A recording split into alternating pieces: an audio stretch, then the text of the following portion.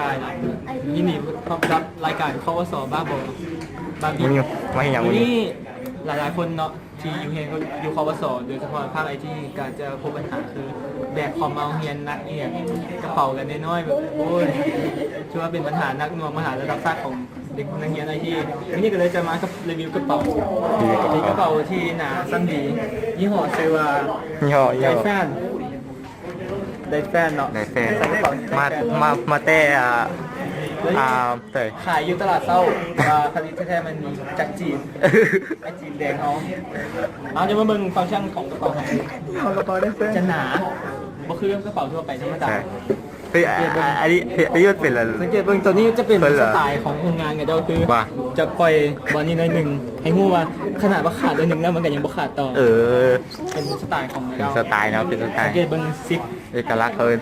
ซิปนี้จะบ่คือของไหนเนาะบ่คือของไฮโดโน เป็นยังไง ยอมรับผลิตจริง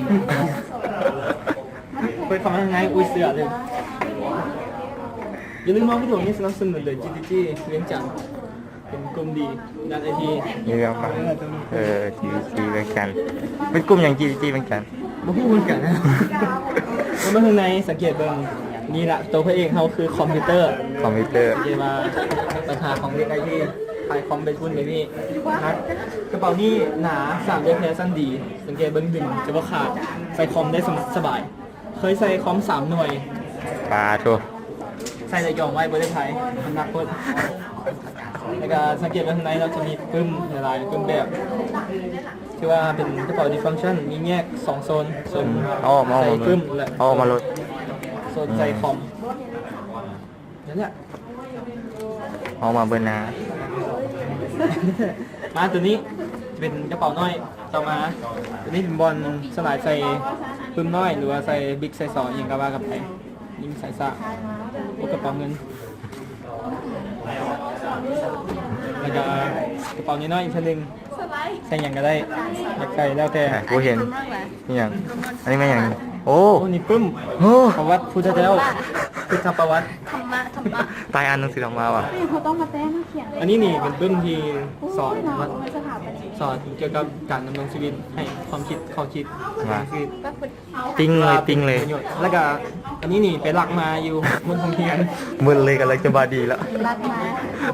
เอาไว้แท คน นกำลังดี แล้วก็นี่กระเป๋าน้อย เพราะถือว่าดีรักปุ่มธรรมะมาศึกษาถือว่าดีเป็นเรื่องดี เดี๋ยวน้องก็จะเป็นที่นอก ในรวม ตัวนี้ข้อดีก็คือว่ากันไปแล้วหนาสามารถใส่เที่ยวได้หลายเป็นกระเป๋าหนึ่งที่ดีเลยในตลาดแต่ว่าข้อเสียเรื่องเงินถึงเขาจะบ่ใส่อย่างกระยากระเป๋ามันจะหนักแล้วแต่ตอนใส่หนูก็ต้องถามถึงว่าเจ้าเป็นแบบนี้กระเป๋านี้ดี ลองพายเบิ้งลองพายเบิ้งวันนี้ลองพายเบิ้งลองพายเลยลองพายเบิ้ง ผมว่าเสี่ยวคุณอยู่ แล้วคนพายเนาะสังเกตเบิ่งคนพายตอนยังไม่พายกับเตี้ยอยู่แล้วเนาะคนพายตองนั้น ย่างอ้อมไป อ่า ย่างไป มุน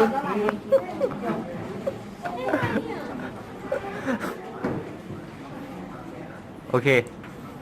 กูด เข้าใจ บายบาย